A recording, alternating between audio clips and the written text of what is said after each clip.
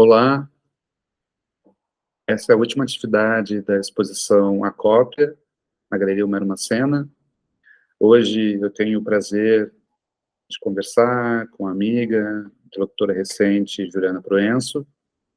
A Juliana, ela é doutoranda em artes pela ECA USP, mestra em artes visuais com ênfase em história, teoria e crítica, pela Universidade Federal do Rio Grande do Sul.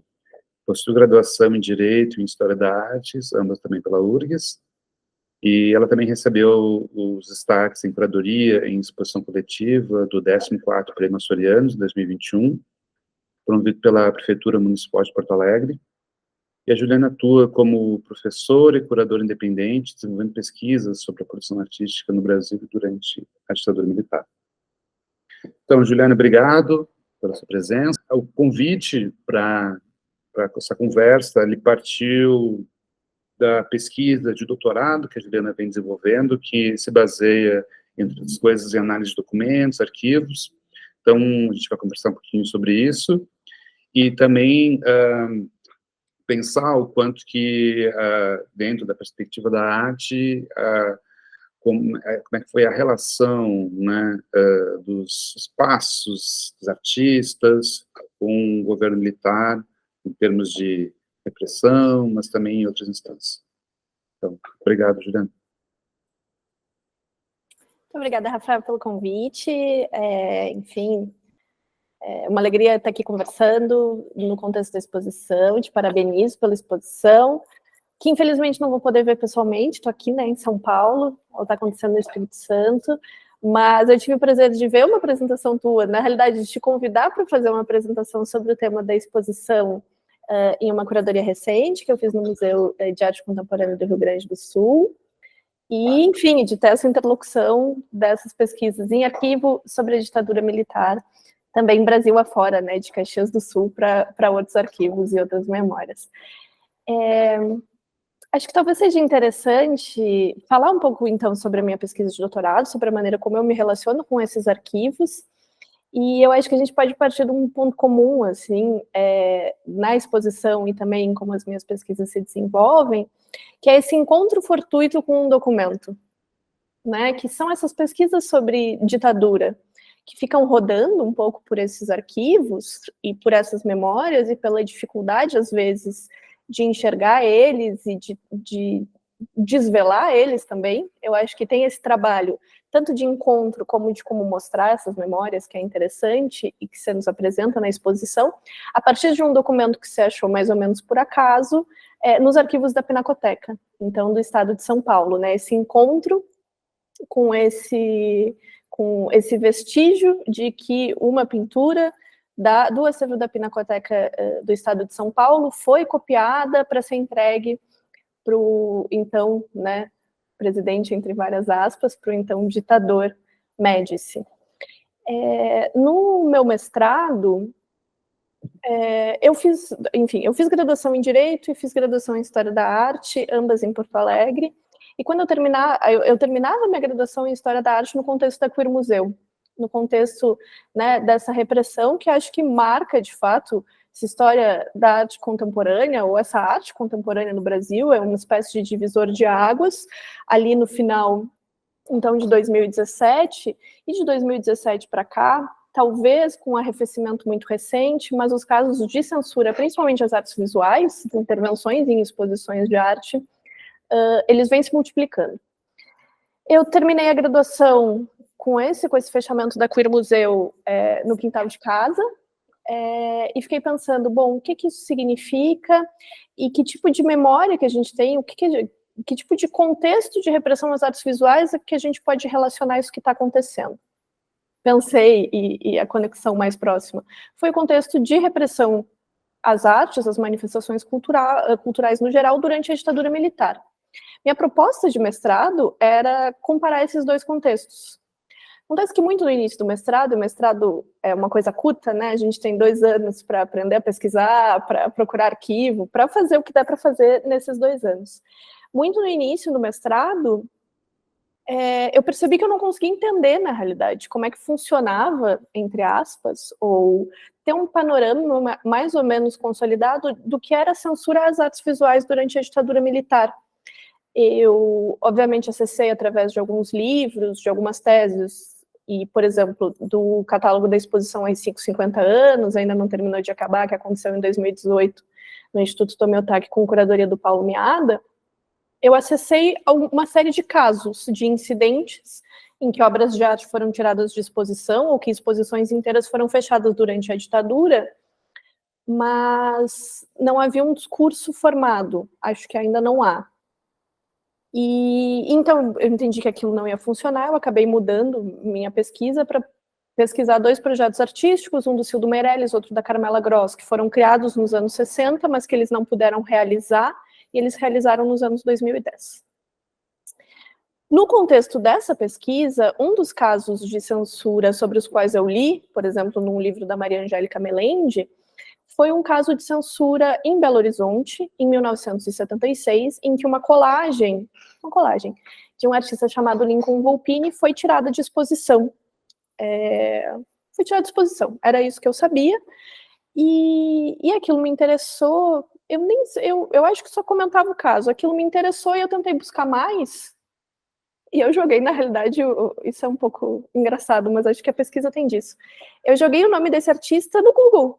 Vou ver o que eu posso descobrir mais. Eu não sabia quem era Lincoln Volpini, e eu encontrei o processo criminal inteiro que se seguiu a essa retirada de exposição. Eu encontrei mais de 1000 páginas do processo na versão que foi parar no Supremo Tribunal Federal. E, como eu disse, como você bem me apresentou, eu fiz uma graduação em Direito, e eu trabalhei com Direito Criminal durante alguns anos. Eu trabalhei no Tribunal de Justiça do Rio Grande do Sul, fazendo processo mesmo. Então, aquilo me fascinou completamente. Eu comecei a ler aquele processo e não deixa de ser uma experiência estranha, porque, ao mesmo tempo, agora, entre aspas, enfim, eu sou uma historiadora. Eu não sou mais uma técnica em direito. Eu não posso ler esse processo para fazer uma sentença. Isso já foi feito. Aliás, não é mais o que eu faço. Então, eu fiquei um pouco obcecada por aquele processo, que estava completamente digitalizado. Eu baixei um PDF e guardei no meu computador. Mas, nisso eu estava no final do mestrado, eu não podia dar sequência a isso, mas eu olhei aquilo e pensei, uau, tem alguma coisa aqui. Isso ficou guardado um tempo, terminei o mestrado, fui professora substituta, e quando chegou o momento que eu pensei, bom, vou fazer doutorado, e eu fui escrever um projeto de doutorado, a primeira coisa que eu abri de novo foi esse processo. Que eu pensei, não, tem alguma coisa ali, vamos continuar, eu preciso continuar lendo ele. E eu descobri ele em 2021, eu continuo lendo ele até agora, estamos em 2023. E foi isso. Antes de mais nada, reforçar, eu acho que é importante, a gente está em 2024 também, né, acho que a gente não pode esquecer nessa conversa, não por acaso, a gente está à beira dos 60 anos do golpe, né, de 1964, e alguns anos do trabalho da Comissão da Verdade no Brasil, que foi eclipsado em muitos sentidos, que a gente não conhece muito bem esses relatórios, todo o trabalho que foi feito, que tipo de legado isso tem, eu acho que isso ainda está em disputa, tal qual a memória em geral do regime militar no Brasil, dessa ditadura tão recente no Brasil, esse trabalho da Comissão da Verdade, que ficou em muitos sentidos atravessado, que ficou, acho que mal digerido, acho que também é o momento da gente falar disso, sempre é o momento de falar disso, mas acho que nessas datas comemorativas, entre várias aspas, é interessante lembrar disso. Se não fosse pelo trabalho da Comissão da Verdade em Minas Gerais, eu acho que eu não encontraria esse processo, né? Mas eles encontraram, eles compilaram ele, eles deram palavras-chave e eles disponibilizaram ele online. Então é interessante pensar também como essa memória, né? Como esses arquivos existem e como justamente a gente pega, às vezes, por algumas migalhas e vai tentando, né, escavar isso cada vez mais. Então, no meu doutorado, eu sigo, ou enfim, retomo a ideia de estudar a censura, especificamente as artes visuais, durante a ditadura militar. E eu parto muito desse processo do Lincoln Volpini. Agora eu vejo que eu deixei a coisa um pouco no ar, né? Vou contar melhor o que aconteceu nessa situação. É que como eu disse, como eu venho lendo ele há 2 anos, para mim é um pouco óbvio, mas agora eu vejo que criei um suspense aqui na nossa conversa. Quarto Salão Global de Inverno, no Palácio das Artes em Minas Gerais, 1976. Como o nome diz, era um evento patrocinado e promovido pela Rede Globo em Minas Gerais. Acho que vale a gente falar ou lembrar que durante a ditadura, enfim, nos anos 60, 70, 80 no Brasil, a estrutura do campo artístico, do meio artístico, a maneira como as exposições se organizavam, não era através de, por exemplo, um curador ou uma curadora que tinha uma ideia e estruturava uma série de trabalhos ou de proposições a partir dela. O campo artístico, o meio artístico, funcionava muito por meio de salões. As exposições eram salões. O que isso quer dizer? Isso quer dizer que uma entidade, uma instituição cultural, alguma coisa assim, propunha uma exposição e chamava artistas a apresentarem trabalhos, em geral em categorias, como desenho, gravura, escultura, etc. Essa mesma instituição convidava um júri para selecionar as obras que seriam mostradas. Esse júri escolhia, conforme as categorias, obras que seriam exibidas, obras que seriam premiadas com base na qualidade artística, digamos assim, o que quer que isso signifique. Eram pessoas com expertise, em geral, eram críticos de arte, artistas. Então, a Rede Globo promovia esse salão já há 4 anos, em Belo Horizonte, e no de 1976, especificamente, poucos dias após a abertura, uma das obras, então, uma colagem chamada Penhor da Igualdade, do Lincoln Volpini, foi apreendida, sob a alegação de ser subversiva. Que obra era essa? Ela era uma colagem, era uma colagem em madeira, com alguns elementos. Existe uma base de Eucatex de 40 por 50, não muito grande. Sobre ela havia alguns elementos de madeira que lembravam a bandeira do Brasil, um losango, né, com um círculo, e uma corda com alguns nós. E embaixo disso, a gente tinha uma fotografia de uma criança, numa zona mais periférica de Belo Horizonte. No fundo dessa fotografia, no fundo da imagem da criança, havia um muro, e nesse muro estava pichada a frase "Viva a Guerrilha do Pará 73". Então, em função dessa frase de suposta comemoração da guerrilha, concluiu-se, a gente não sabe quem, e isso é um ponto importante da minha pesquisa, que se tratava de uma obra subversiva que, enfim, fragilizava a segurança nacional e precisava ser retirada de exposição. Não bastando a obra ter sido retirada de exposição, pouco tempo depois, tanto o artista, o Lincoln Volpini, quanto todos os integrantes do júri que aprovou essa obra para exibição no Quarto Salão Global foram processados criminalmente pelo delito de apologia à guerrilha, que estava então previsto na Lei de Segurança Nacional, o que significa, só um momento que o gato quer participar também, ele se interessa pela justiça militar. Então, como era um crime da Lei de Segurança Nacional, eles foram processados, inclusive, pela Justiça Militar, que foi um mecanismo criado durante a ditadura, justamente para haver uma perseguição mais fechada nos crimes políticos. E quando eu digo que não só o artista, como o júri foi processado, eu estou dizendo que outras 4 ou 5 pessoas foram processadas, entre eles Frederico Moraes, Rubens Gershman, Mário Cravo Neto, Caribé, e acho que são esses. Então, artistas e um crítico de relevo, né, no panorama nacional. Eles sofreram, então, um processo criminal na Justiça Militar durante cerca de 2 anos, quando saiu a sentença. O Lincoln Volpini foi condenado, e os demais, os membros do júri, foram absolvidos. Isso até é bem interessante, os membros do júri foram absolvidos porque, conforme os juízes militares, não cabia a eles fazer uma análise ideológica da obra. Eles só avaliariam a obra pela qualidade artística. É como eles dão um exemplo de que, se fosse um concurso de caligrafia, eles não avaliariam a palavra que estava escrita, mas só a forma da letra. O júri foi absolvido, os membros do júri foram absolvidos com base nisso.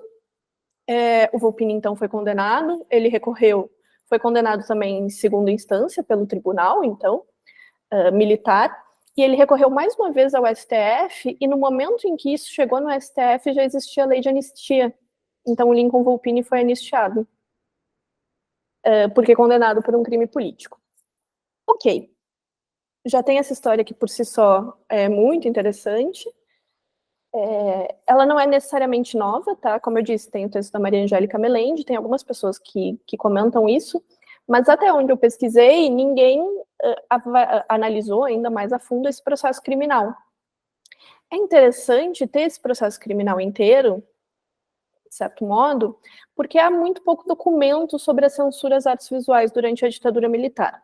Diferente do que acontecia com a música, com o teatro, com o cinema, com telenovelas, em que os autores ou os responsáveis, enfim, pela publicação, pela divulgação, eram obrigados a apresentar a letra, o roteiro, etc., ao serviço de censura às diversões públicas, para prévia autorização, que era, né, esse serviço que fazia a censura prévia do que se chama de versões públicas, que não deixa, sou um pouco anacrônico, e de fato ele foi criado em 1946, no fim da era Vargas, e, né, no fim também do Estado Novo, e foi, na realidade, aparelhado, né, a atuação dele foi expandida e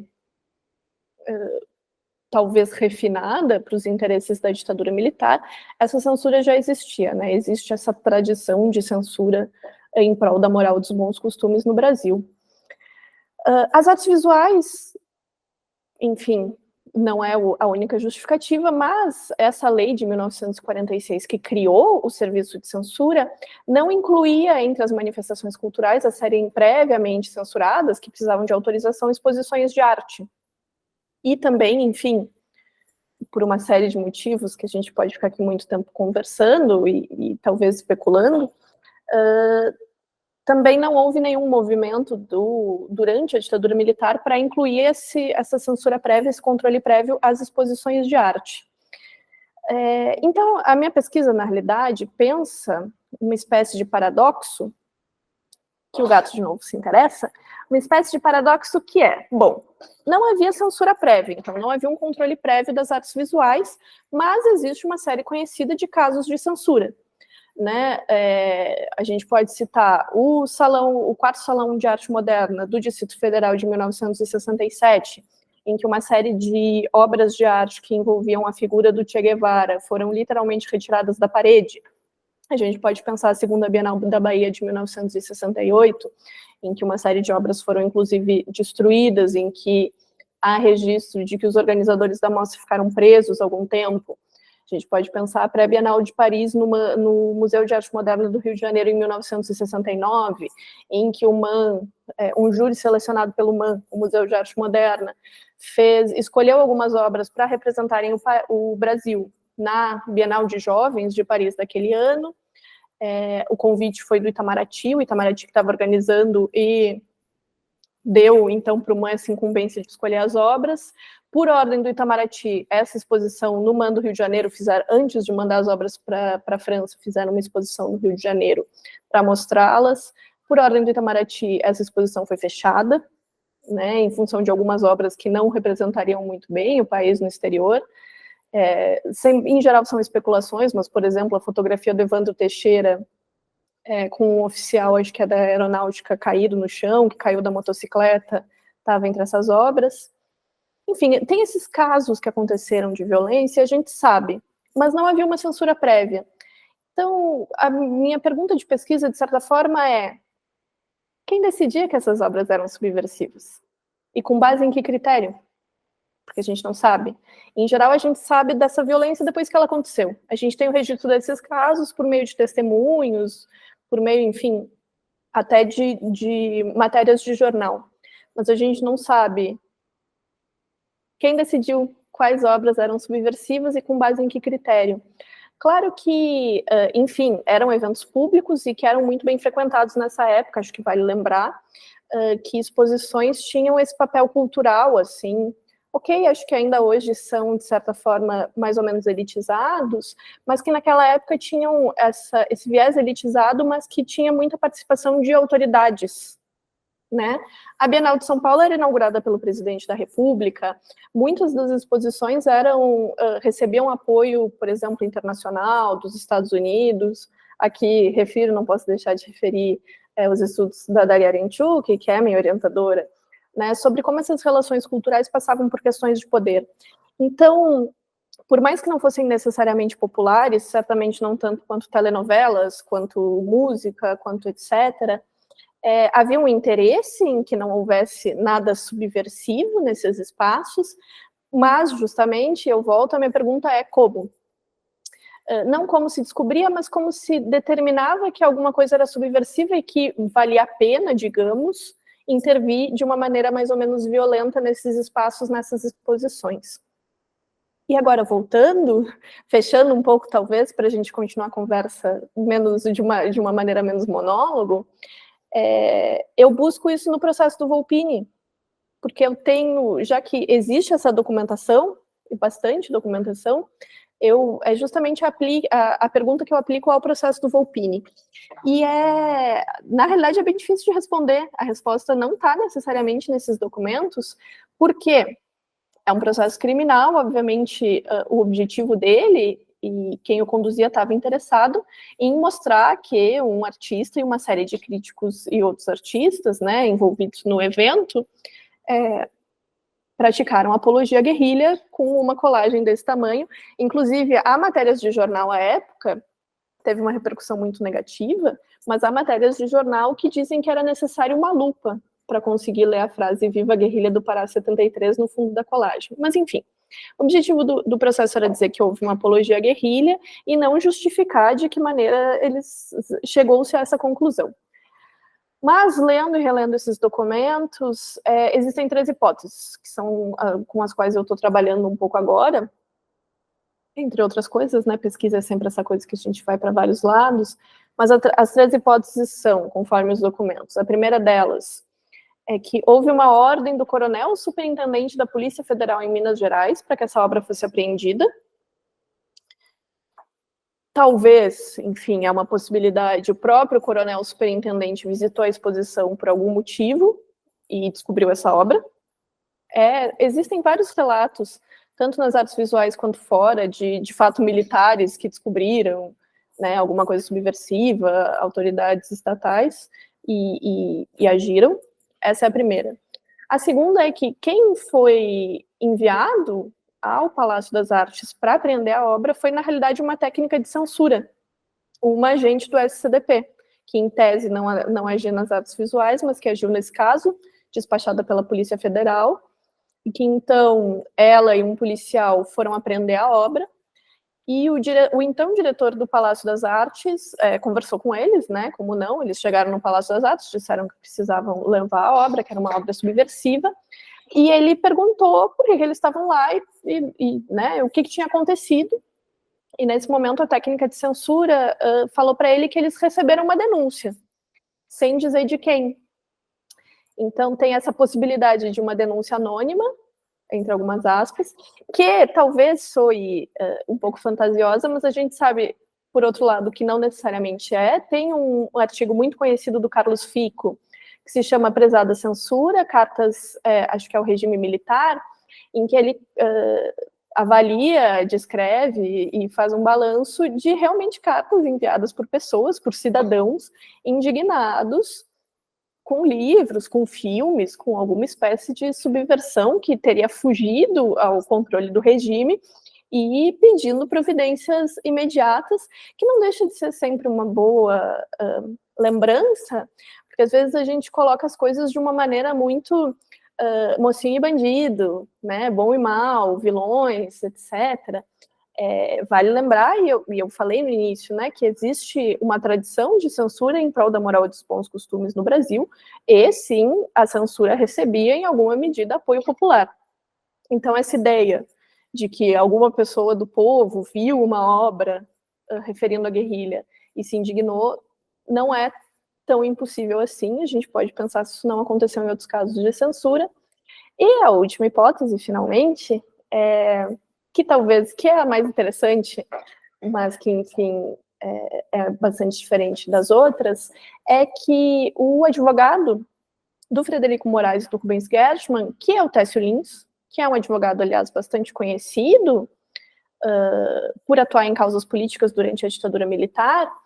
Ele alegou, né, quando estava defendendo eles em juízo, que, na realidade, se tratou de uma denúncia dos diários associados da concorrente da Rede Globo em Minas Gerais, que, por não ter gostado, enfim, da repercussão desse tipo de evento artístico, enfim, da repercussão positiva, na realidade, para a Rede Globo desse tipo de evento artístico, tentou prejudicar a emissora de alguma forma, denunciando uma obra subversiva no evento.